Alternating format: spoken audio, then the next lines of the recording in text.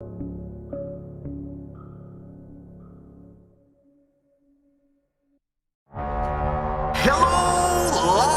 Livestream Legends!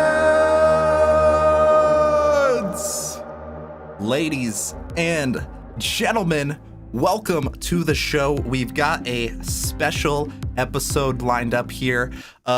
Today we're going to be talking about maximizing every single minute of your stream. The war for attention out here is real. So anything that we're doing out here in the digital realm and with content and streaming, we need to understand how to maximize every single minute of that and engage the audience in useful and creative ways.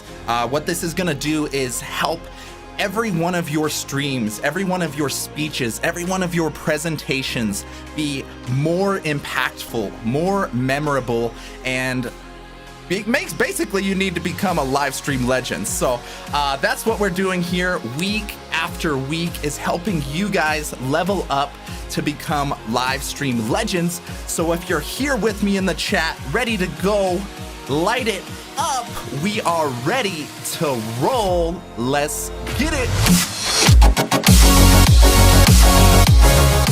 Woo, baby. Let me know if you are coming in. Who do we got in the mix? Drop a quick little hello. I see Liz is with us, Jackie Curley, rocking and rolling, Dan Fradenberg, welcome to the party, brother. Ladies and gentlemen, we are firing up a super special edition. I've got a VIP guest in the building today that we are gonna pull in a moment. Real briefly, let me know where you're tuning in from, and we'll get started here in a quick moment. Thank you guys so much for spending your time with me today, as well as our special guest incoming. We appreciate you, Livestream Legends. Welcome to the party. Thank you, guys. Simon in the house. Good to see you, man. As well as all our Twitch gang.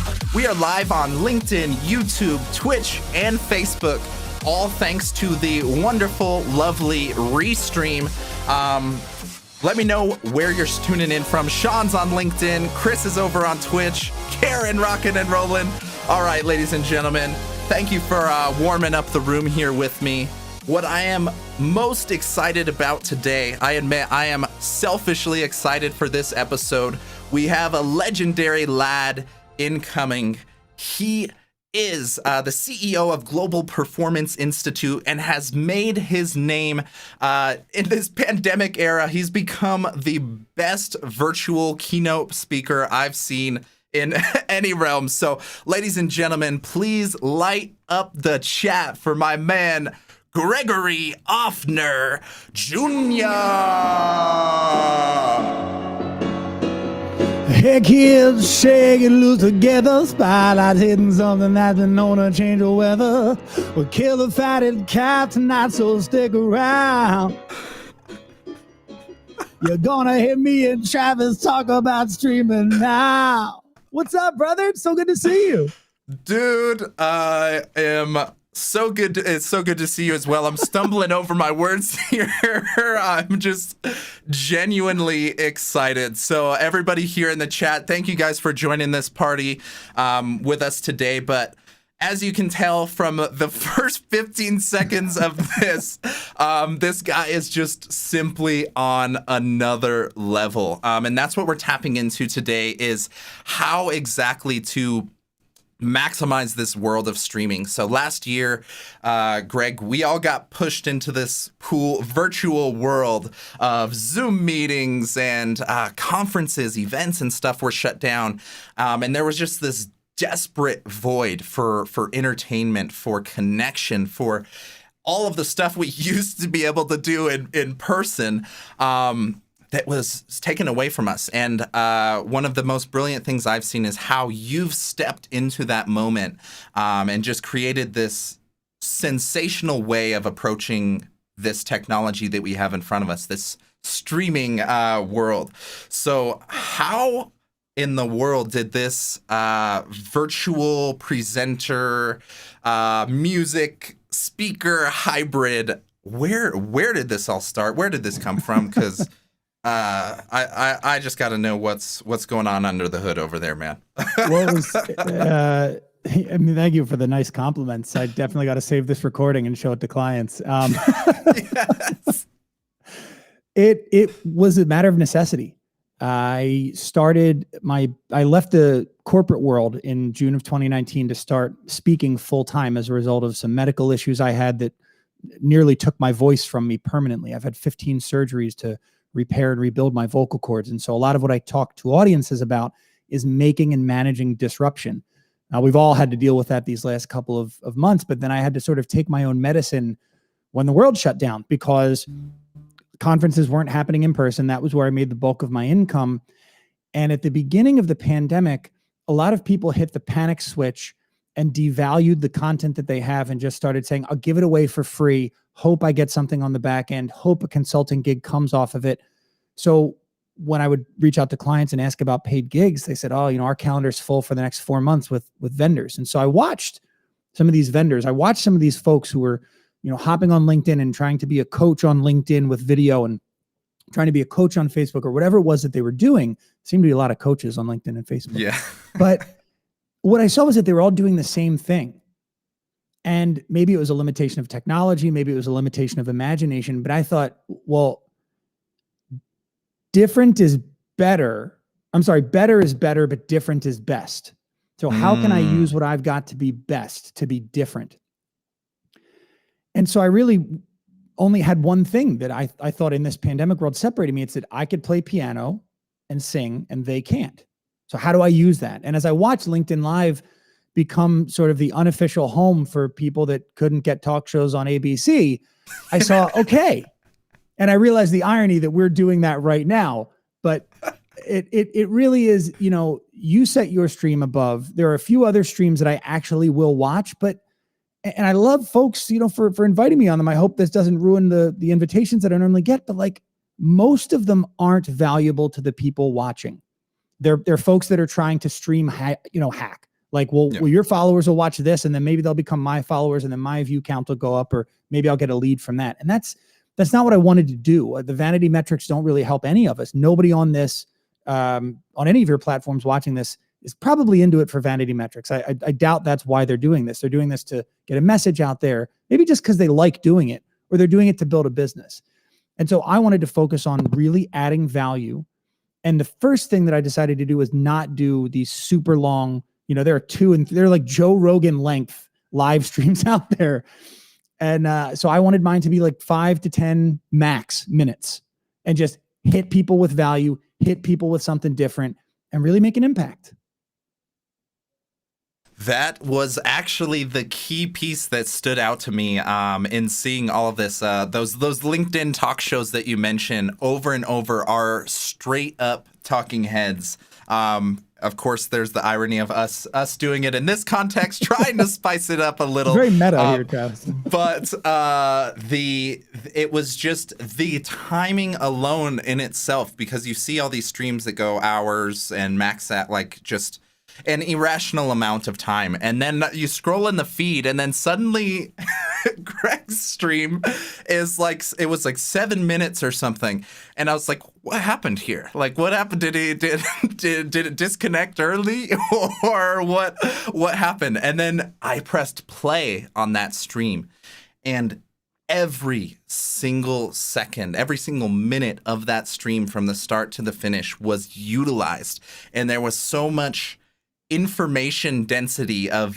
education and entertainment and just this like magnetic thing that just pulled me all the way through the end. And I'm like, and then watched 100% of it. And I wonder, I would be amazed to see the ratio, because I guarantee nobody watches 100% of the 2.5 hour streams, especially with active engagement. So even seeing the timing alone has been a unique way to stand out, because one of the hurdles a lot of people have, they put up psychological barriers when they're thinking about streaming.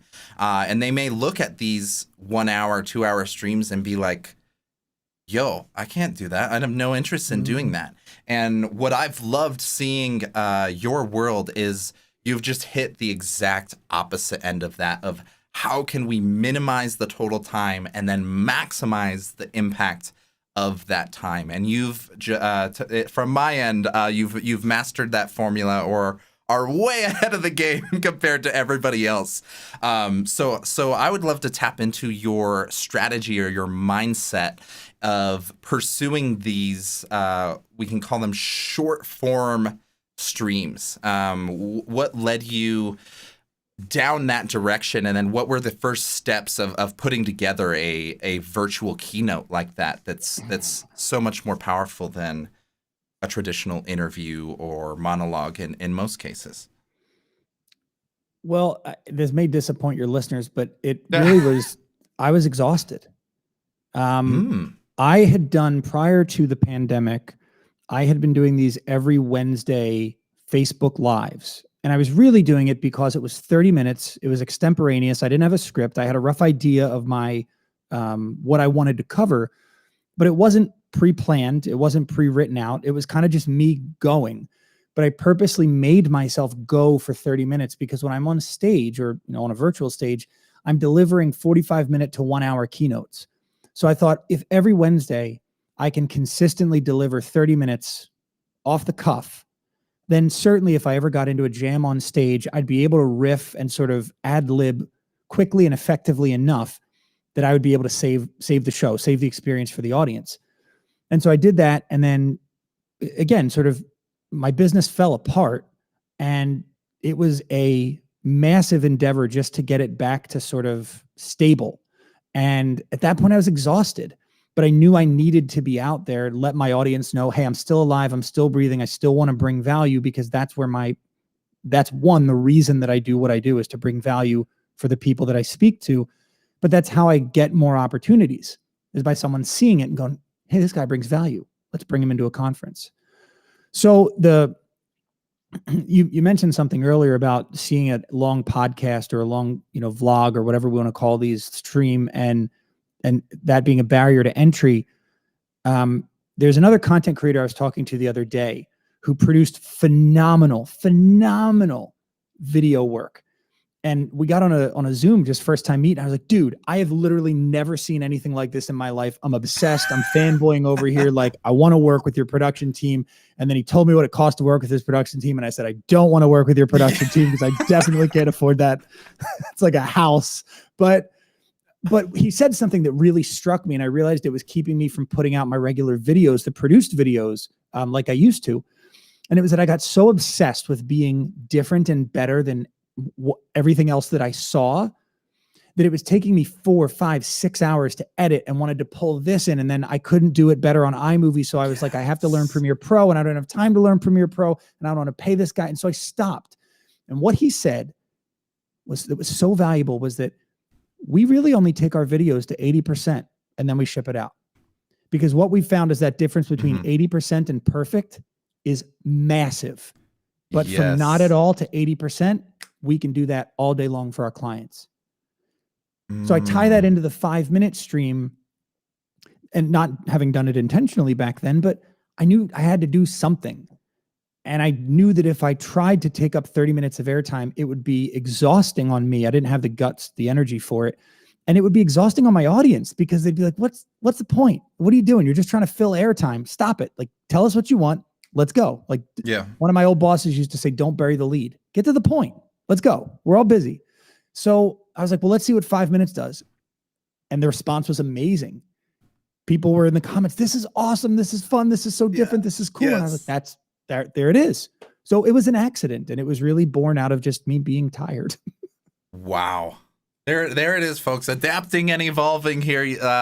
Just having that self-awareness. I'm so glad for where it led you, because it really has blazed a different trail here. So everybody that is joining us would love to hear if you're lurking. We can't see unless you say a little something. So if you're hanging out with us, drop a quick little comment. I see Gabe, Ashley, Jackie, Liz, Marky B in the building. Dan is hanging with us. Thank you guys so much. We are going to have open Q&A. If you have any questions directly for me or Greg, we're happy to jump into them.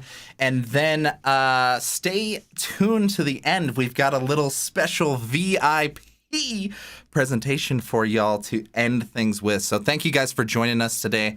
And what Greg really talks about here and what you've become known for is disruption and creativity. And not only those worlds siloed, but being able to merge those worlds as one as well has been extremely impressive. So how do people that are approaching any type of content creation, it doesn't even have to be streaming specifically, how do we get in this mindset of disrupting the norm or enhancing our creativity or leveling it up or optimizing, whatever the appropriate phrase is?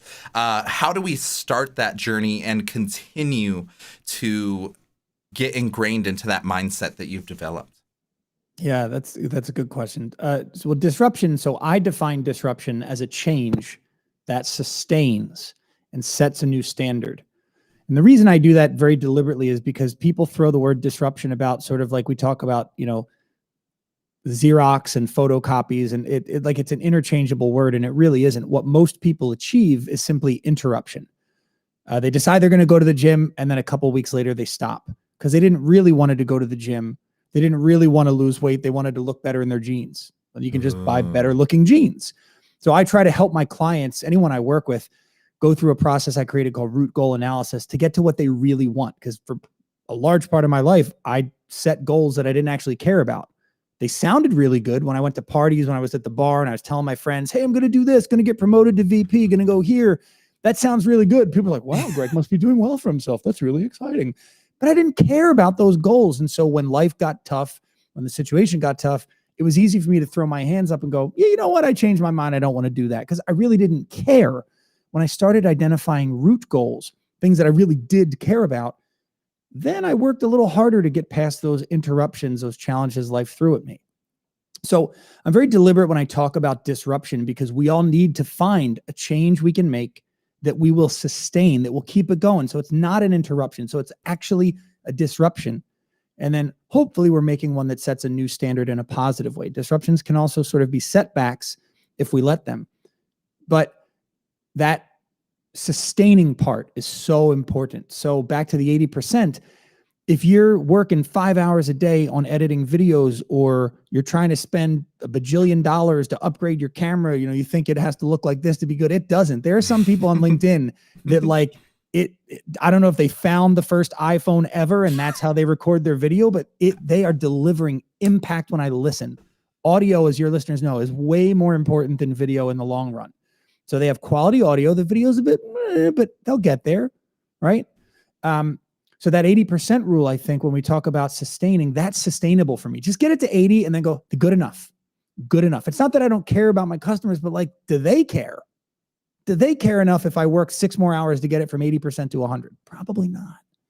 Yeah. The creativity part is going to be fun. You guys are going to like this. The creativity part is easy. Creativity comes from stubbornness. So if you're watching this and you're stubborn and hard-headed, if you're like me and you're stubborn, then you're on the right path to creativity. Because when people give up, they don't have to create or invent solutions. They just give up. But if you're stubborn, if you're hard-headed, if you're thick-skulled, like my dad would say I am, then you get creative. And that's my whole life has been, I'm going to do it my way. I'm going to figure out how to make that happen. Let's go. And so creativity just became a natural part of what I do. So when organizations ask me, Greg, give us an example of how we could be more creative. One of the things that I'll say is imagine that the biggest opportunity of your organization's history, new business opportunities about to walk in the door tomorrow, and you have to impress them, but you can't spend any money, you can't hire more people, and you can't create some imaginary world in which you can get stuff without hiring more people or spending more money. What do? It's a great creativity thought exercise. Some folks do the opposite. Some folks say, if I lost 50% of what I had now, how would I move forward tomorrow? What would I do? Sort of a disaster proofing for your business. Wow. No, I already got the gears turning. I see we've got a bunch of stubborn mules in the chat here. Basically, y'all are just future content creators. That's what I'm seeing emerge here. So amazing to see y'all. Marky B, Natalia, Liz still rocking and rolling with us. Thank you guys so much for joining the journey. If you have a specific question, feel free to drop it here in the chat and we'll try to tackle them one at a time here. I did see one a moment ago from Wayne asking about transitioning from, I think in this context, I've hidden behind the scenes as a producer for many years. In the music world, I did the same. I loved when there was a pop star or a vocalist or somebody to take that spotlight. So Wayne, for me, it really was just getting the rhythm going.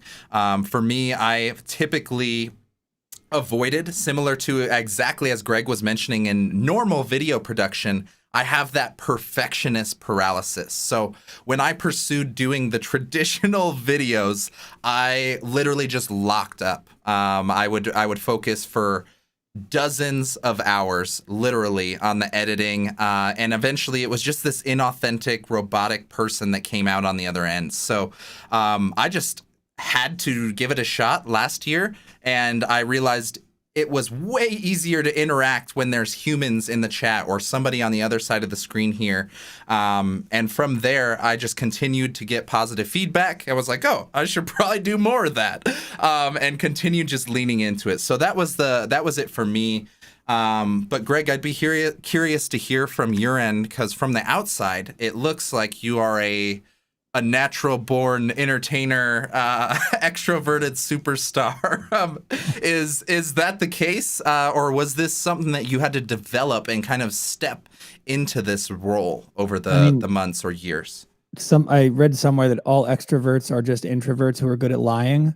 So I think maybe there's a smidgen of truth to that. But I mean, before I took this leap and became a professional keynote speaker, I worked in dueling piano bars and solo piano bars all over the world. I mean, I've played on 5 continents. I've been in front of audiences my whole life. I just didn't have the guts to make it my primary source of income. That was always my sort of the love job that I had versus the money job was in sales and sales leadership.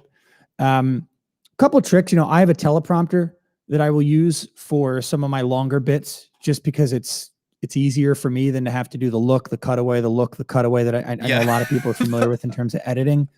The trick that I've found, I forget who told me this, but right now I'm talking to one person. And I think where I see people get caught up and where I see streams fall apart is when folks act as if they are addressing a crowd. Because while you are in the chat, in a way, you're getting crowd-based feedback. People can pile on. They can sort of have that mob mentality where someone says something, they're like, yeah, what he said, what she said, yeah. Really what you're doing is I'm talking to you, the viewer. I'm in your home, your living room, your office, your bedroom, wherever you're watching this, it's you and me. There may be you times 1,000, but this is a one-on-one conversation. So I try to treat every stream as if I'm having a one-on-one conversation, every video as if I'm having a one-on-one conversation. Every keynote I record has had to change, because when I'm on stage in front of 1,000 people, there's just something that happens where you can be big, you can be bold. Here, the movements have to be a little smaller on camera than they would be on stage. I can't get up in your face and I can't get really excited like this, because you're like, whoa, dude, chill, like get out my grill. What's happening? So I think just accepting that and being willing to change the approach, make it a conversation with a friend versus a performance, can help. I love it. No, I think that piece that you mentioned about connecting directly with a single viewer, switching that language to first person in most contexts, it just there's something powerful about it. And even the eye contact alone, that's one that I'm continually trying to work on, because I'm looking here at you in the stream and the chat as well. So I'm always a tad out of there, but there's something just truly special for when you connect and have that one-on-one moment, whether it's through your voice or your eyes or even your body language that you do have in a streaming realm. There's nothing like it.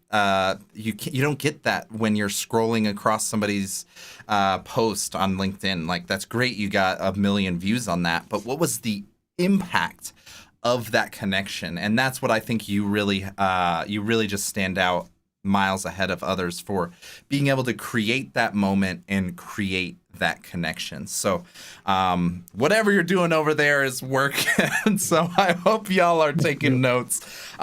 Feel free to sneak a question in here if you have one.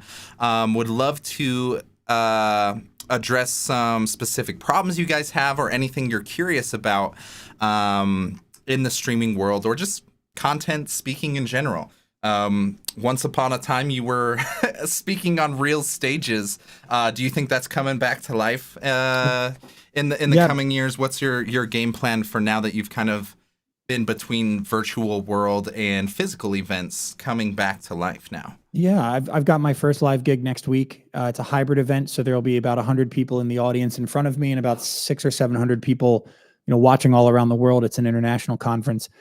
I think the international travel is going to be slower than the domestic travel we're seeing in some of the southern states. They've just embraced the openness full tilt. And so there are larger conferences happening down there. I think sort of along the eastern seaboard, it's hit or miss. I don't really know what the Pacific Northwest is like right now in terms of events, but one thing I'm seeing that probably won't go away for a while are these color-coded badges at events. So it's like green, come on and give me a hug; yellow, like we'll do a fist bump; red, let's stay 6 feet away. I think that's just going to be the norm for probably the next year. And then the winter is always this wild card now. Are we going to have masking come back as a requirement? Is it going to be a preference? I know for me, just because my voice is my livelihood and I don't want to get sick, now that masks are a little more socially acceptable, I think I'll probably wear them on a plane, even though let's not get into who it protects or why. It makes me feel a little better on a plane just so I don't get sick or whatever. But I'm excited to get back together with people, go to restaurants, hang out, do all that stuff. So yeah, live events are absolutely coming back. I don't think we're meant to do. So this virtual thing is not going away. Virtual is always going to now be an add-on to live events. And what we're talking about in the entertainment world is, are we going to see virtual events as part of a ticket? So big surprise to your audience. I love Ben Folds, right? A piano rock guy, of course. And he does these events where he'll meet the audience and do a Q&A beforehand in person. So you show up a couple hours early, you meet him before the show. Will artists like that, who have clearly embraced virtual, what he's done on Instagram, will they also add, for another $100 or whatever you spend on the ticket, we can do, I'll do a Zoom call with another level of people where we can dissect a song or something afterwards. Or, 30 days later, we'll talk about the set list. And what is really cool is that the options are endless now. They really, really are. And for me, whereas prior to this, I was only having phone calls with clients before they would book me. Now I'm like, hop on a stream. I'm like, and they see this, they're like, holy cow. Like I work Comcast as one of my clients, and one of their VPs got on. He's like, are you in one of our studios? Yeah. Oh, wow. That is so powerful to hear. Not only the context of it, but really the results of it, because as we just alluded to a moment ago, that connection that you can get here in real time is something I have never seen in the digital realm. And I think it's just brilliant that the technology has reached this level where we're as close as possible until they figure out the Ready Player One VR worlds. This is as close as possible to being in that room or in that studio with you. And we did get a quick. Go ahead. So before it goes out of here, because I can only see what's scrolling, Sean, I think, is asking, is the pathway to success for entertainment brands the same as what's happening on LinkedIn and in the perspective of coaching? And just before I hit that, Natalia's talking about NFTs. We're already talking about how do we turn our speeches into NFTs so we can just let it go forever. Absolutely. It's hard to say. The problem with a lot of creative types, and I am a creative type, so I recognize this problem. Most of us are great at our craft and we're crappy at selling it. I don't know if I can say the word I wanted to, but so we're crappy at selling it. And the problem is, my job, like a lot of NBA players or NFL players, like what you see on the field on Sunday or on the basketball court, that's a smidgen of their actual career, of what it really takes to be in the NBA. When you see me on stage, that's the 5% of my time that I get to do what I love. The other 95%, calling people. Can I speak? Will I speak? Do you want me? What are you doing? It's marketing myself. It's doing behind the scenes stuff. It's running the business. It's minutia. What does that have to do with the entertainment industry? Bands love to get together and play. They love to take photo shoots for the new album. They love to do this. They love to do that. But what they don't love to do is call a bajillion bars and beg for gigs. Now, this certainly LinkedIn can help with distribution. It can help with awareness, but it's not sexy.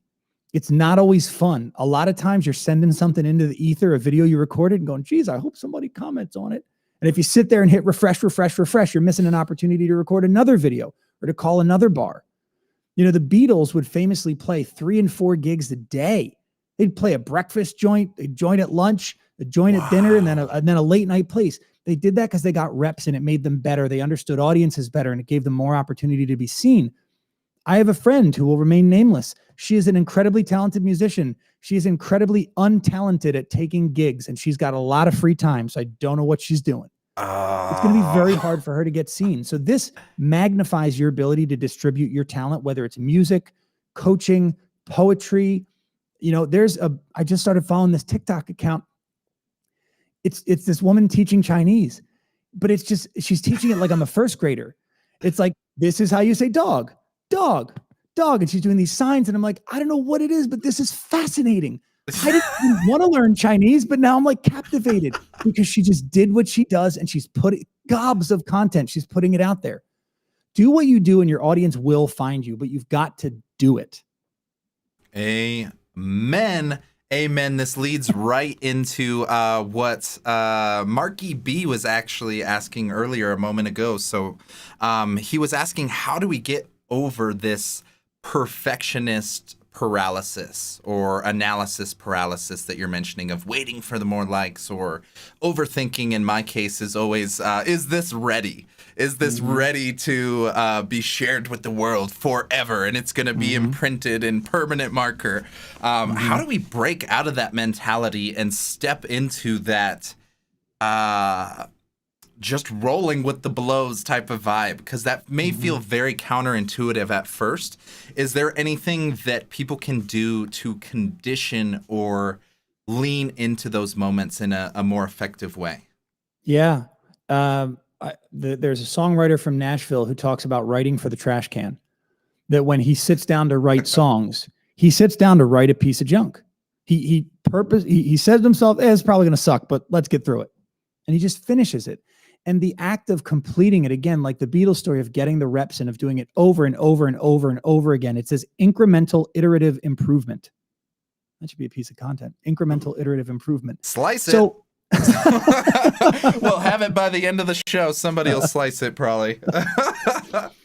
So, and I've suffered from this, and I do suffer from this. I sit there the night before a speech, and I've had to condition myself to watch Netflix, to just let my brain, go do something else. Because I'll sit there and go, oh, is that word perfect? Should I say? See, crap's going to happen. You just roll with it.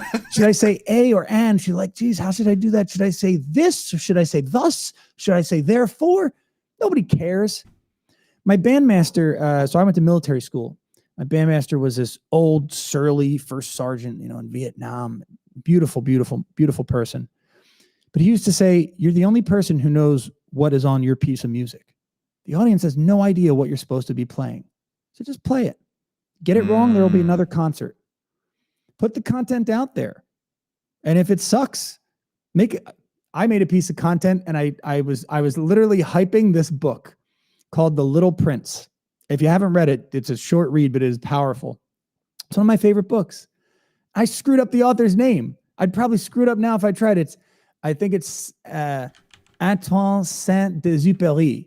And I probably got the words backwards because it's weird how you'd think Saint is always the first, like Saint Michael, Saint Gregory, Saint Travis, whatever. So I got it wrong. And I had to literally issue like an editorial. I didn't have to. I decided to issue an editorial. Just be like, yo, I screwed that up. Isn't that funny? It's endearing. It makes you human. It's what your audience wants to see. That's 100% what I've seen from my experience. So I can just I'm just going to add a +1 to everything he just said. Because same thing from my music production world. The saying or the rule of thumb is make 100 bad songs before you even expect to have one that is publishable or shareable. And I still can go back and remember those moments of, oh, you could change this or that. And of course, almost 99% of the time, the differences I was talking about, people didn't even, I was like, here, listen to this one, listen to this one. They don't even know the differences. And then of the small percentage that does recognize the difference, they don't care. it's always worse in your head. And our mind is just it does this weird thing where it just amplifies negative thoughts in a ridiculously absurd way. So breaking through that perfectionism, just get it done. Press start, press publish, press start stream button here. It's as easy as one click in most cases that's holding you back from going into the next song or the next gig or the next thing that's on your menu. And this is applicable to all forms of creativity, all forms of content. This isn't just a musical thing or for keynote speakers. This is for anybody that hits that point of hesitation. Just roll right through it. And in most cases, you're going to be fine. It's going to be fine. Yeah. Someone, I think it was Maya Angelou, gave this advice to Oprah Winfrey when Oprah Winfrey was talking about legacy. And it was that you don't get to decide your legacy, and your legacy won't be one thing. It will be everything. And I think similarly, I saw somebody hop in the comments. Yvonne was, talking about the bad song, maybe the one that makes the hit. The song that I like is irrelevant. It's all about the song that my customer likes. Simon and Garfunkel have a song that I just discovered a couple days ago called "Keep the Customer Satisfied." And what I love about it is this hook. He said, "I've been slandered, libeled, called names I never read in the Bible." And it's just a funny song about how difficult it is to continue to play the hits that his customer wants to hear over and over and over again. And as a musician, as a creative, he's exhausted by that. He wants to play something new and have some fun. But have you ever been we went to see Dave Matthews a bunch of years ago in Maryland, and he just released a new album after sort of a couple years of obscurity. And he's playing all this new stuff. We're like, dude, nobody cares. Play Ants Marching. That's what we want to hear. Like, come on, brother. Play the hits. Yeah. Play the hits and let me go home. Oh, so true. That's a brilliant point that she mentioned, because I've seen it the same in even just normal content, not even like epic cinematic or musical type of stuff where you release it and package it up. Random posts that I think are going to completely tank end up doing great, and people love, and people are like, yo, this is brilliant. And then other stuff I invest hours into the design and this and that just like flops and just disappears in the wind, and I'm like, what? So that reps, the reps that we're mentioning here, just leads to this theory I hear from the most overquoted man ever, Gary V. Quantity leads to quality.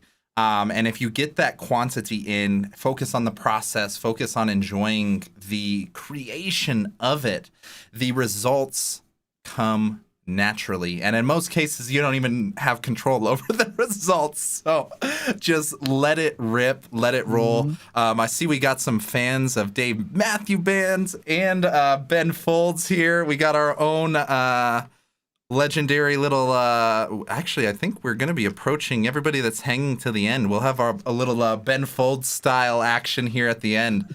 But let's sneak into final, let's try and package up best advice and best practices that we can tap into here as streamers, as creators. We've gone over a lot of the psychological hurdles and stuff that's going on in our head.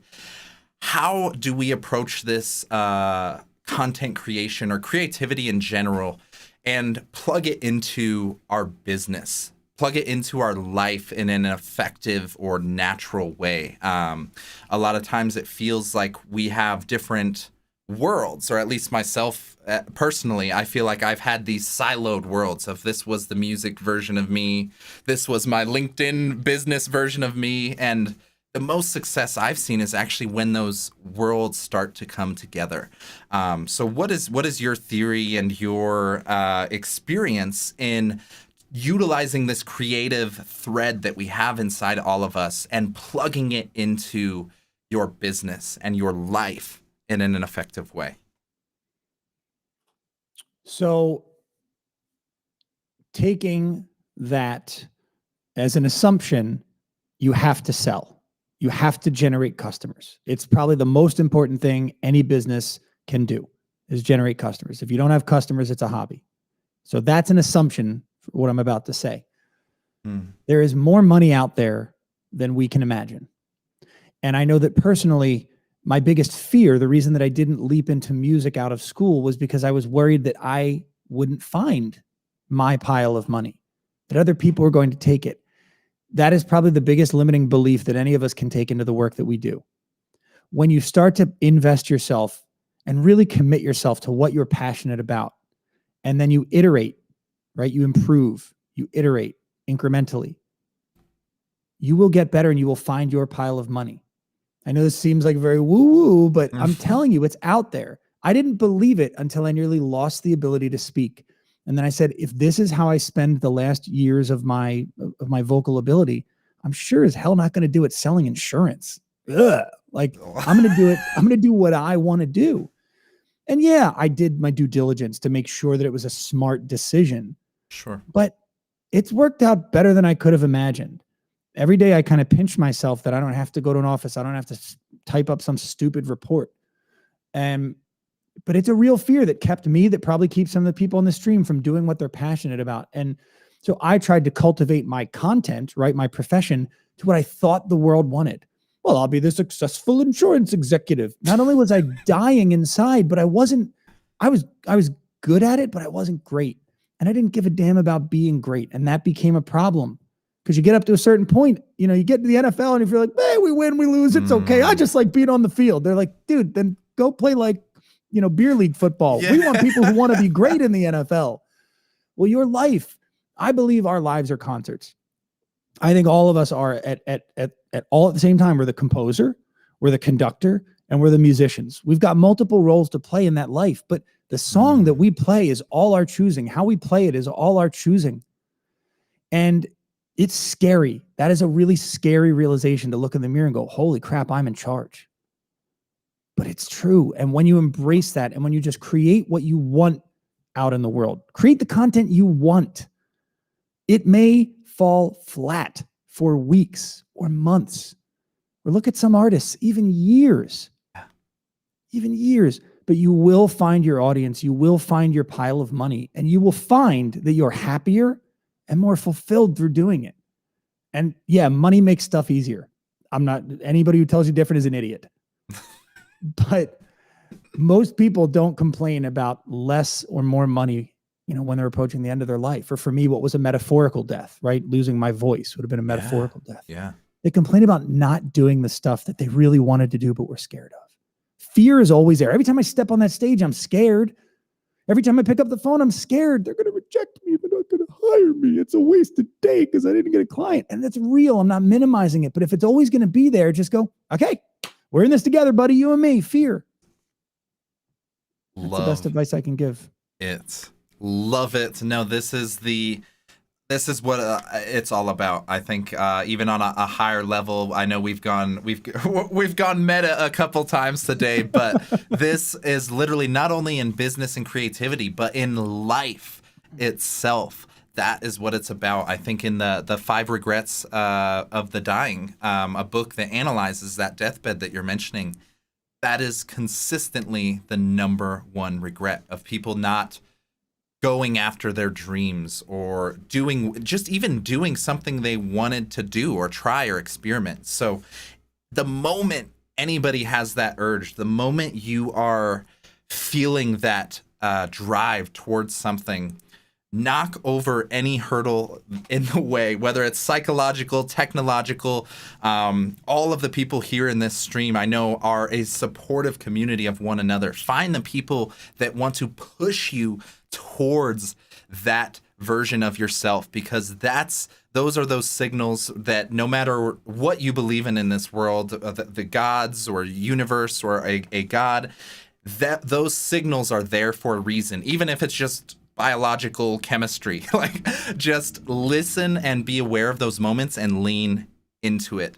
I'm so grateful you mentioned that as like a closing statements, just because it echoes into so many other areas of our lives. So anybody that's been enjoying this, I see Teresa and Jackie dropped the link to Gregory's site here a couple times. You can check out his keynotes, his virtual piano bars, which is one of the most creative entertainment streams I've seen in a long time. They're brilliant.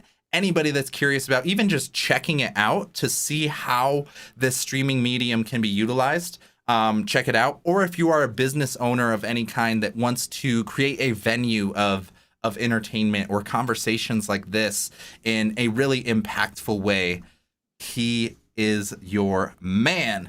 And rather than doing some outro music today, ladies and gentlemen, we're going to have more of a special VIP, just a little sample of what this guy brings to the table, because he really is just on a completely another level when it comes to utilizing this technology. So Greg, feel free to share any final words you've got, and your the stage is yours to utilize this stream as long as you want till the end, and we'll wrap it up here in a little bit, man. Cool. Well, yeah. So Travis asked me to maybe give you like a taste of what a short stream would be, and this will be like a mini stream. And what I'm about to talk about butts off of a video that I put up today. So if you haven't been to my page, checked it out on my LinkedIn profile, I'd encourage you to do that. Maybe give it a share. I think I'm in LinkedIn jail for all the connection requests I've sent out. So shares would be really, really helpful to get this video out. But the video is about a conversation that's happening in North Carolina and really around the country surrounding minimum wage for entry-level employees. And it's clear the minimum wage has to go up. But something that's been coming out of this conversation is a word, it's a phrase that, as I listen to it, it makes my blood boil. And the phrase is this, maybe you've heard it: unskilled labor. Unskilled labor. Have you ever heard of unskilled labor? It sort of sounds like what you might call a beginning piano player, right? So maybe this is something that sounds familiar to you in the audience. This is a song that a beginning piano player learns to play.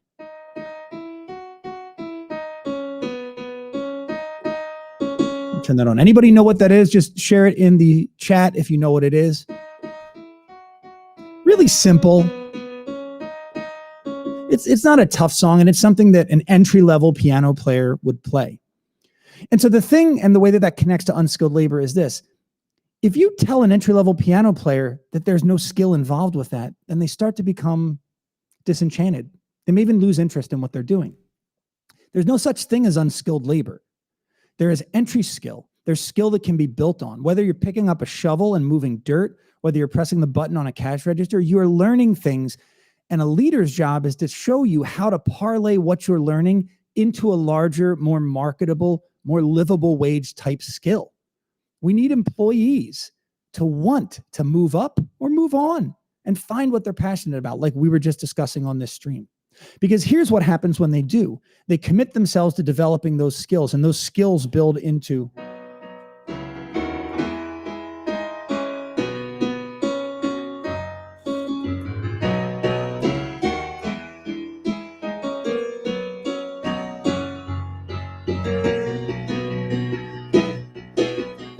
got a call from an old friend, we used to be real close.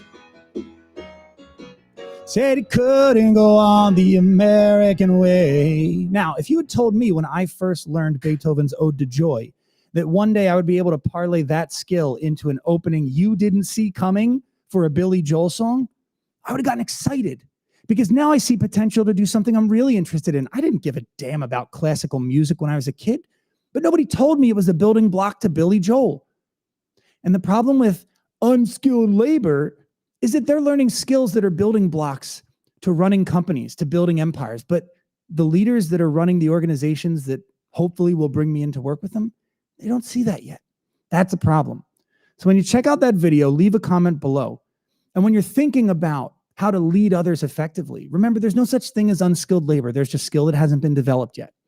So thanks for tuning in. Travis, thank you very, very much for giving me this platform to be a guest. This has been awesome.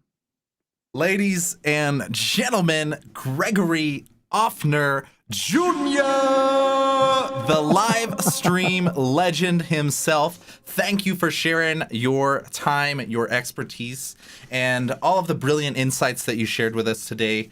It is deeply appreciated. All you guys, light up the chat for my man, Greg. This was a brilliant experience. Thank you for joining the journey, sir. We appreciate you. Thank you. All right, ladies and gentlemen, I'm just going to go straight into a closing after that because that was brilliant. Thank you guys so much for being a part of this journey.